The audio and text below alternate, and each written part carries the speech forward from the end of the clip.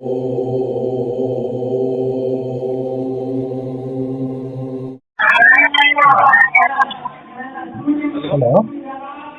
నమస్తే అండి. కాశీ పెద్దబ్బాయి గారేనా?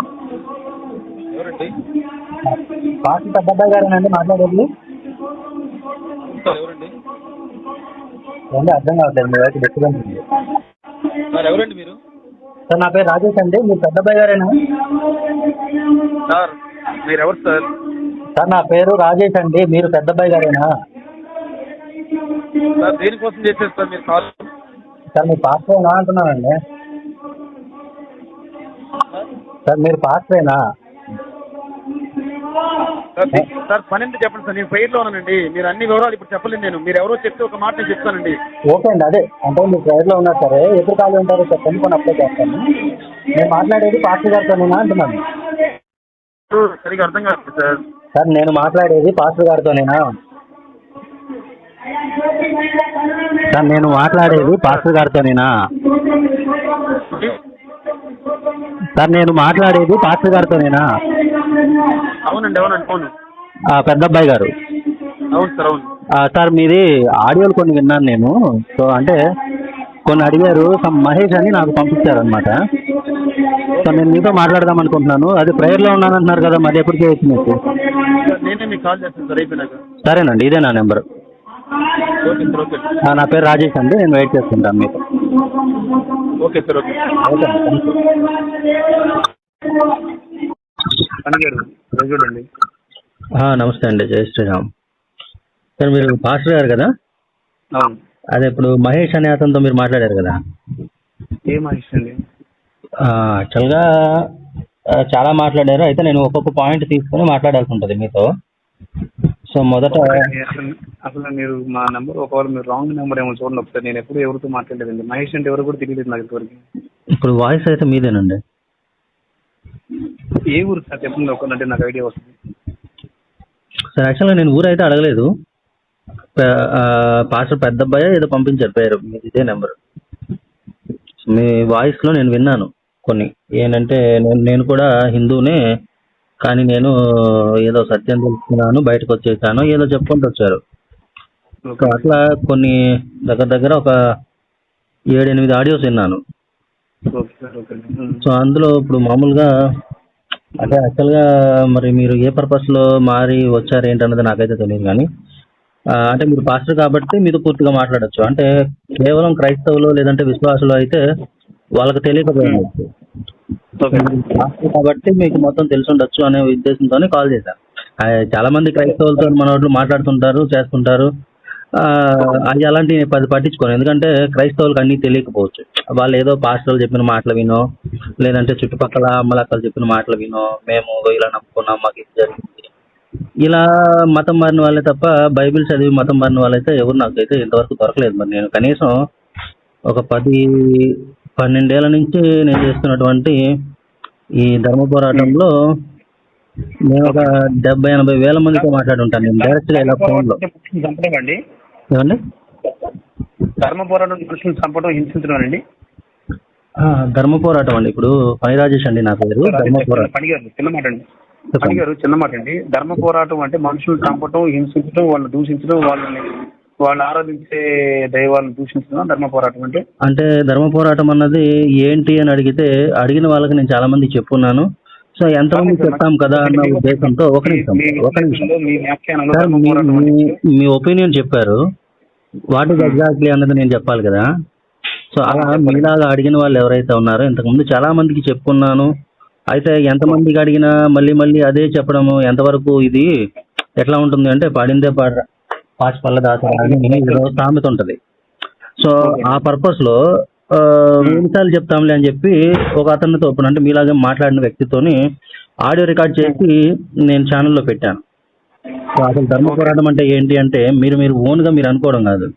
సో ఇది మాది వచ్చేసరికి ధర్మ పోరాటం. అయితే ఏమండి ఫణి గారు, మీది వాట్సాప్ నెంబర్ ఇదేనండి? ఇదేనండి అండి. ఓకే అండి. క్రైస్తవ్యం అంటే ఏంటి, యేసు అంటే ఏంటి, మతం అంటే ఏంటి, మేము కూడా వీడియోస్ చేసేవండి, వినండి, పెడతాం. ఓకే, బాయ్ అండి. ఖచ్చితంగా అండి. ఎన్ని వీడియోస్ చూసి వీడియోస్ కాపీలు కొట్టు మాకురా. నువ్వు నేర్చుకుని ఏందో, నువ్వు చదివింది ఏందో, నీకు అర్థమైంది ఏందో చెప్పు. నువ్వు వీడియోస్ చూసి కాపీలు కొట్టి ఊర సోది మాటలు చెప్పడం కాదు. నేను చెప్పాగా, మీ దగ్గర ఒరిజినల్ గ్రంథాలు తీసుకుంటా. ఇప్పుడు దాకా అందరూ తెలిసిన డూప్లికేట్ అని చెప్పాక నీకు తెలిసిన ఒరిజినల్ గ్రంథాలు తీసుకొచ్చి నా సత్యం చెప్పు నీ చేతనైతే. అంతేగాని బూతులు మాడతావు నా చేతగానివాడు లాగా. చేత అయినోడు దమ్మునోడు సబ్జెక్ట్ మాట్లాడతాడు. చేతగాని వాడు నోరు పారేసుకునేది చేతగానోడే. చేతగానోడా రే మహేష్, సరిగ్గా మాట్లాడి నేర్చుకోరా. నీ దగ్గర సబ్జెక్ట్ ఉంటే ఎదురురా. సబ్జెక్ట్ లేదు, పాడు లేదు, ఎదవ సోది ఎదవ మాటలు మాట్లాడడం అంటే మాకు తెలుసురా నీకు. పద్ధతిగా మాట్లాడటమే చేతగట్ల నీకు. కుక్కలు అరిసేది కుక్కలు అరుస్తూ ఉంటాయి. నువ్వు కుక్క కాబట్టి నువ్వు అరుస్తున్నావు అట్ట. అది అర్థమైందా? ఎందుకురా సబ్జెక్ట్ నేను కుక్క మాట్లాడిన మాట కుక్క ఎదవా. రే మహేష్, నువ్వు మాట్లాడి నేర్చుకోరా. తిరిగి మాట్లాడితే బాధపడతావురా. నీ సంస్కృతి నేర్పించింది అది. నా సంస్కృతి అది నేర్పించరా నాకు. అర్థమవుతుందా? నీ దగ్గర ఏదైనా ఎవిడెన్స్ ఉంటే, ఇందాక అన్నావు కదా నువ్వు, ఇప్పుడున్న గ్రంథాలన్నీ డూప్లికేట్. నీ దగ్గర ఒరిజినల్ గ్రంథాలు చూపించి నాకు నేర్పించు సత్యాన్ని. నీకు తెలిస్తే చేతనైతే. బూతులు తిడుతున్నావు దానికిరా. కొవ్వెక్కిన మాటలు మాడకూడదు మహేష్. ఎందుకంటే సంస్కారం ఫస్ట్ దేవుడు అనే పదం పక్కన ముందు సంస్కారం. మనిషికి వ్యక్తిత్వం అవసరం ముందు. నీకు వ్యక్తిత్వం లేదని సంగతి నాకు అర్థమైపోయింది. నువ్వు మొన్న ఫోన్ మాట్లాడేటప్పుడే నీ వ్యక్తిత్వం ఏంటో నాకు అర్థమైపోయింది. నేను చెప్పేది ఏంటంటే సంస్కారం నేర్చుకో ఫస్ట్, దేవుడి సంగతి పక్కన. అంటే నాకు తెలిసి నీ గ్రంథాల్లో ఉంది బూతు పురాణాలు కాబట్టి నువ్వు ఇట్నే మాడతావు బూతులు. నీ గ్రంథాల్లో కాస్త మంచి మాటలు మంచిగా మాట్లాడటం ఉంటే మంచిగా మాట్లాడాడు కాబట్టి నువ్వు బూతులు మాట్లాడుతున్నావు.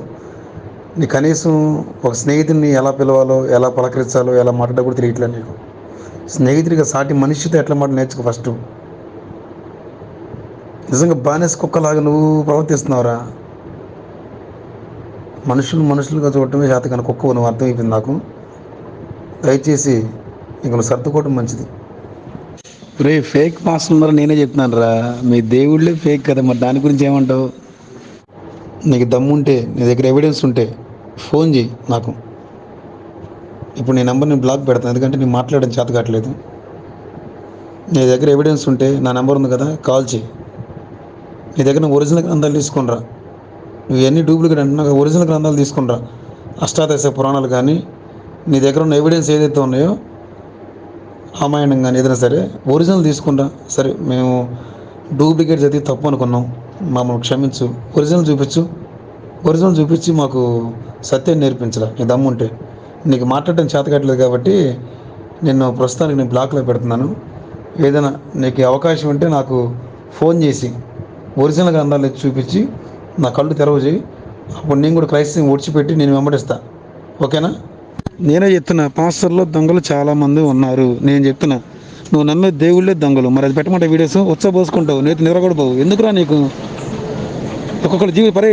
అష్టాదశ పురాణాలు తెలుసు నీకు అష్టాదశ పురాణాలు తెలియదు, రామాయణం తెలియదు, భాగవతం తెలియదు, ఏమీ తెలియదు. పురాణాలు ఎన్నో తెలుసా? వేదాలు తెలుసా? వాటి సబ్జెక్ట్ తెలుసా నీకు? ఒక్కొక్కరు జీవితాలు చదువు. నీకు దమ్ముంటే అష్టాదశ పురాణాల్లో ఒక్కొక్క పురాణంలో ఒక్కొక్క జీవిత చరిత్ర చదువు. వాళ్ళు మోహించి కామించి వాళ్ళు వీర్యం చిందించి ఇవన్నీ చూస్తే పిచ్చి కూడా ఎక్కింది నీకు ఏం తెలియదు. ఎవడో చెప్తాడు అవి వింటావు. నేను చెప్తున్నా మళ్ళీ పాస్టర్లు దొంగలు చాలామంది ఉన్నారు. అర్థమవుతుందా? రే మహేష్, ఏం తెలియదు సరే, నాకు అర్థమైపోయిందిలే. కానీ ఇంకా ఎందుకంటే నువ్వు ఎత్తుక్కొని వీడియోస్ పెట్టినప్పుడు నాకు అర్థమైపోయింది. సరే, ఇంకా దాని గురించి డిస్కషన్ వదిలేసి నీకేదైనా తెలుసుకోవాలనుకుంటే ఒక డేట్ చెప్పు, టైం చెప్పు, స్పాట్ చెప్పు. ఇద్దరం కూర్చొని డిస్కస్ చేద్దాం, సత్యాన్వేషణ చేద్దాం. ఇంకా అది ఫైనల్గా అది నేను చెప్పాలనుకున్న విషయం ఇది. నువ్వు పెడతా ఉండటం, నేను పెడతా ఉండటం వీడియోలు, నువ్వు చూడడం నేను చూడవు, అవన్నీ తెలుసు మనకి. ఎందుకు టైం వేస్ట్ పనులే. కానీ నీకు దగ్గర సబ్జెక్ట్ ఉంటే, నీకేదైనా తెలుసు అనుకుంటే, నీకేదైనా చెప్పాలనుకుంటే, ఎందుకంటే నేను బై బర్త్ నువ్వు అన్నట్టుగానే నేను హిందువుని. నేను ఎందుకు క్రిస్టియన్గా మారానో చెప్తా. లేదు, నేను ఎందుకు హిందువుగానే ఉండాలో నువ్వు చెప్పు. అంతవరకే. ఏది కూర్చోమాడుకుందాం. ఈ వీడియోస్ నువ్వు చూడవు, నేను చూడడం సంగతి మనకి తెలుసు. టైం వేస్ట్ మొదలవుతుంది. ఏక సబ్జెక్ట్ ఉంటే కలు. నీకు తెలిసిన సత్యం నాకు చెప్పు, నాకు తెలిసిన సత్యం నువ్వు చెప్తా. ఫైనల్ ఇదే ఇంకా మరి. ఓకే మరి, బాయ్, గుడ్ నైట్. అరే భోజనం చేసి మళ్ళీ టార్గెట్ చేద్దాం. ఈ లింకులు నువ్వు పంపించి నేను పంపించి చూసేది పెట్టేది కదా. ఇంకా డైరెక్ట్గా ఇంకేం కావాలి రేపు పొద్దున మరి కలుద్దామా? భోజనం చేసినాక నేను కూడా స్టార్ట్ చేస్తాను. అరే నువ్వు పెట్టిన వీడియోలో కనీసం ఒక్కటన్నా నువ్వు చూసిన వీడియో ఉందా మహేష్? ఏదో డ్యూటీకి పడిన వాళ్ళకి రాత్రి మొత్తం కొట్టుకుంటా కూర్చున్నావుగా. ఏదో అంటే కేసు వ్యతిరేకంగా ఏముంది వీడియో వెతుక్కుంటున్నావు, కొట్టేస్తున్నావు. కనీసం ఆ వ్యతిరేకత కూడా నువ్వు అందులో నిజమంతా కూడా నువ్వు గ్రహించకుండా కొట్టేస్తావు. నువ్వు డ్యూటీ లాగా నా మీద ఏదో కోపంతో. ఎందుకన్నా నా మీద కోపం తమ్ముడు? నా దగ్గర 100 వీడియోస్ ఉన్నాయి. బాబాలు పూజారులు ఇవన్నీ ఒక ఎత్తు అయితే, బాబాలు పూజారులు ఇవన్నీ ఒక ఎత్తు అయితే, నువ్వు ఆరాధించే దేవుళ్ళు వీడియోస్ దగ్గర 100 ఉన్నాయి. వాళ్ళ ఎంత దుర్మార్గులో నేను చూపిస్తాను కావాలంటే. శివుడు మునుల భార్యలతో చేసిన పాపని చెప్తా. శివుడు మునుల భార్యలతో చేసిన పాపాన్ని పెడితే పిచ్చెక్కింది నీకు. నేను చెప్పాక పాస్టర్లు దొంగలు ఉన్నారు, నేనే చెప్తున్నా. నువ్వు నమ్మే దేవుళ్ళు దొంగలు ఉన్నారు చెప్తా. మరి చూస్తావు, మరి వీడియోస్ పెడతావు. నిద్ర కూడా పోవు ఈరోజు.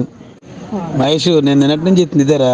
నువ్వు ఎట్లాంటి ఈయనే నాతో మాట్లాడుతున్నావు. నీకు సబ్జెక్ట్స్ తెలియదు సంగతి నాకు అర్థమైపోయిందిరా మహేష్. నీకు సబ్జెక్ట్ తెలిస్తే నువ్వు వచ్చి కూర్చొని మాట్లాడుతూ కదరా. నీ సబ్జెక్ట్ తెలియదు సంగతి నాకు అర్థమైపోయింది. అందుకే హాల్లో వెళ్ళి వీడియోస్ పెడుతున్నాను.